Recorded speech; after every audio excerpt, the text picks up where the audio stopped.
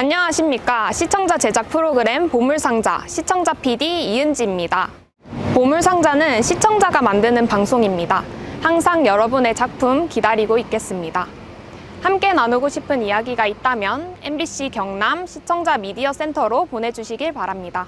오늘 보물상자의 첫 이야기는 저희 진주교육대학교의 드림큐 학생들이 담아보았는데요.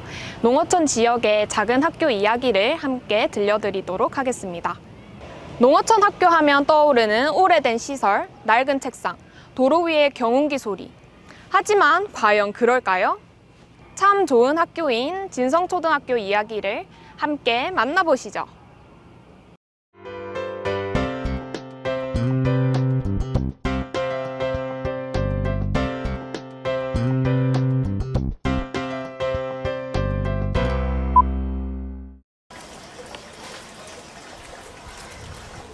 차가 적게 지나가고 푸르른 논밭이 있는 농촌 마을. 이곳에 자그마한 한 학교가 있습니다.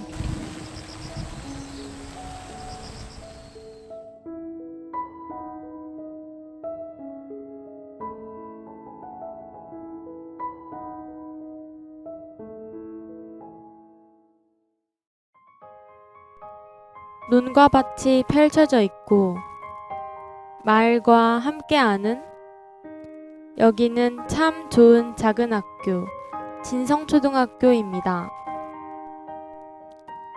진주 시내를 벗어나 30분 거리에 떨어진 진성면에 위치한 작은 시골 마을. 그 속에 진성초등학교가 자리 잡고 있습니다.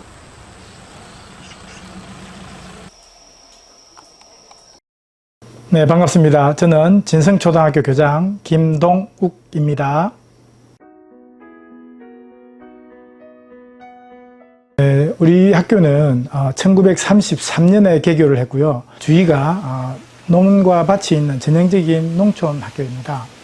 전교생 한 30명 내외가 15년 동안 계속 이루어진 그런 학교입니다. 최근 한 3년 전부터 작은 학교 살리기와 관련해가지고 학교에 특색 프로그램을 만들고 방과학교 프로그램을 개선을 하면서 학생들이 많이 늘어서 현재는 전교생 100명을 넘어가는 그런 학교로 조금 커나가고 있고요. 그러한 노력들 중에 2020년에 교육부에서 공모한 참 좋은 농어촌 작은 학교에 선정되는 그런 결과도 거두게 되었습니다.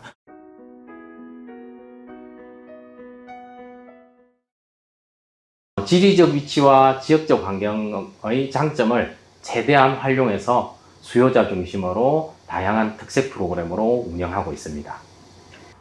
진성면의 진주시 자전거길을 활용한 전교생 자전거 라이딩 활동, 그리고 농촌의 특색을 살린 탄소 중립 친환경 프로그램, 텃밭 가꾸기, 그리고 AI나 스팀 등 과학 정보학 프로그램 등이 있고, 2018년부터 저희가 한국여자프로골프협회 KLPGA로부터 지원을 받아서 KLPGA와 연계한 골프 교육을 학생들에게 제공하고 있습니다.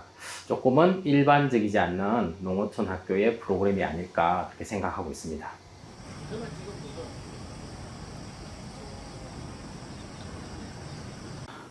사실 모든 농어촌에 있는 학교들이 마찬가지겠지만 학생들이 갈수록 줄어들고 있고 그런 상황인데, 학교의 가장 큰 존재 이유는 우리 학생들을 교육하는 어떤 그런 기관이고, 학생들이 있어야 학교의 존재 목적이 있는데, 그러다 보니까 우리 학교를 학생과 학부모가 좀 찾는 학교로 만들어야 되겠다 하는 것들을 생각을 가지고 우리 학교의 어떤 특색 교육을 좀 만들어 보자 해서 진성초만의 특색 있는 프로그램을 만들게 되었습니다.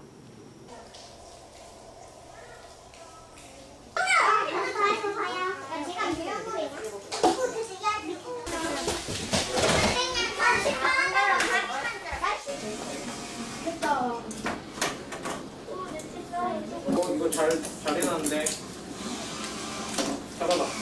빼. 저는 워터파크 가서 논 게 제일 기억이 남아요. 저는 제주도에 가가지고 2박 3일 동안 놀고 먹고 자는 게 가장 기억이 남습니다. 제주도! 제주도. 제주도도 갔었어? 네. 제주도 가서 뭐 했어? 고기 먹고 맛있게 먹었어요. 맛있게 먹고 놀고 자고 했어요.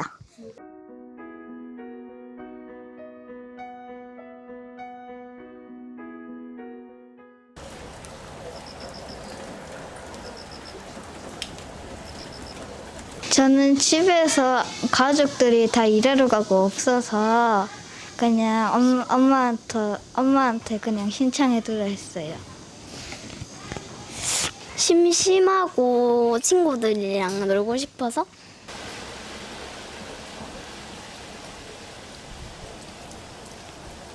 저희 학교는 한 달에 한 번씩은 꼭 체험학습을 가고 아주 가끔씩은 뭐더라 숙박형 체험학습도 갈 수 있습니다. 한 달에 한 번씩 급식들이라고 그날에는 더 맛있거나 아니면 친구들이 좋아하거나 아니면 하고 싶다는 음식으로 대부분 해주니까 좋아요.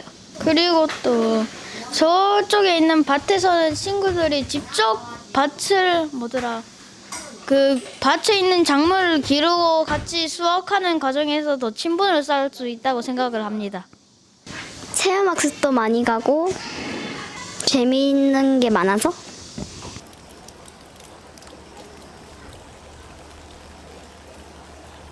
원래 막 사람이 많으면 책상이 꽉 차고 막 그래서 교실에서 놀이기구가 있어도 여러 명 때문에 못하는 친구들이 있는데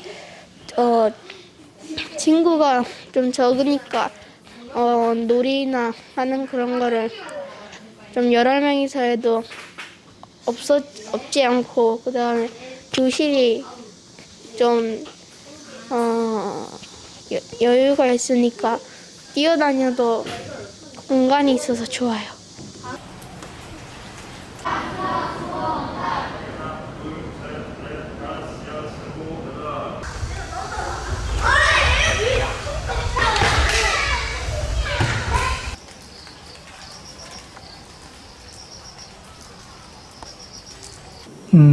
우리 학부모님들과 우리 교육 공동체가 함께 모여서 만든 우리 학교의 특색은 일단 3S 교육이라 해서 3가지의 특색 과제를 선정을 했습니다. 첫 번째로 미래 역량을 키우는 소프트웨어 교육을 좀 키우고자 했습니다. 그래서 우리 로봇 체험이라든지 그리고 스팀 교육 그리고 소프트웨어 교육, AI 교육 등 우리 아이들의 어떤 미래의 핵심 역량을 키우는데 첫 번째 주안점을 두었고, 두 번째로 무엇보다 자기의 건강을 잃으면 어떤 것도 할 수 없기 때문에 건강 재능을 키우기 위해서 골프 교실이라든지 그리고 자전거 라이딩 이런 뉴 스포츠 이런 활동들을 통해서 학생들의 건강을 키우고자 노력을 했습니다.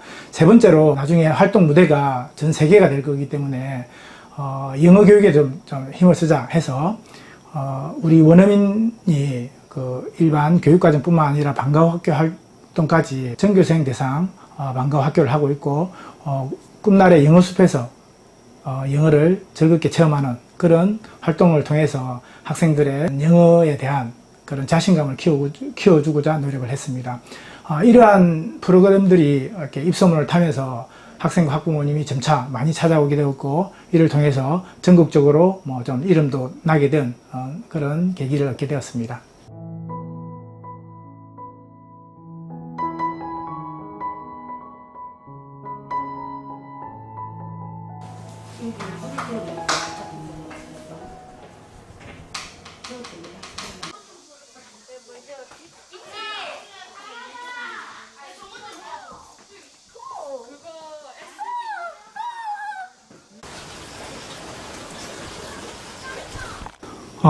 네, 큰 학교만의 장점도 많겠지만 사실 큰 학교는 공간이 너무 좁습니다. 그러다 보니까 아이들이 마음껏 활동하지 못하는데 우리 특히 농어촌 학교들은 학생 수 대비 학교의 면적이 상당히 크기 때문에 학생들이 학교에 도착하는 순간부터 좀 자유로움을 느낄 수 있고 어느 뭐 운동장 구석, 교실 여러 공간들을 다니면서 좀 자유를 만끽하면서 생활할 수 있는 것들이 아무래도 농어촌 학교의 장점이 아닌가 생각됩니다.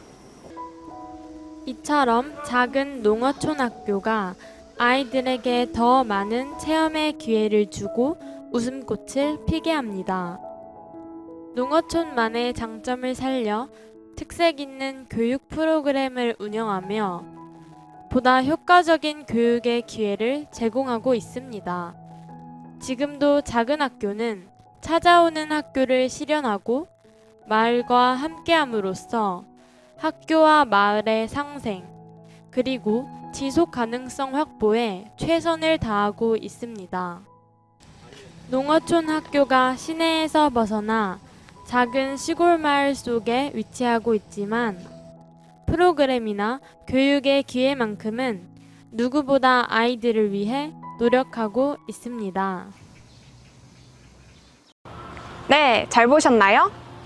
작지만 강한 농어촌 학교는 농어촌 학교만의 장점을 살려 아이들에게 더 많은 기회와 희망을 주고 있습니다. 학교와 마을이 함께 아이들의 교육을 위해 힘쓰고 있습니다.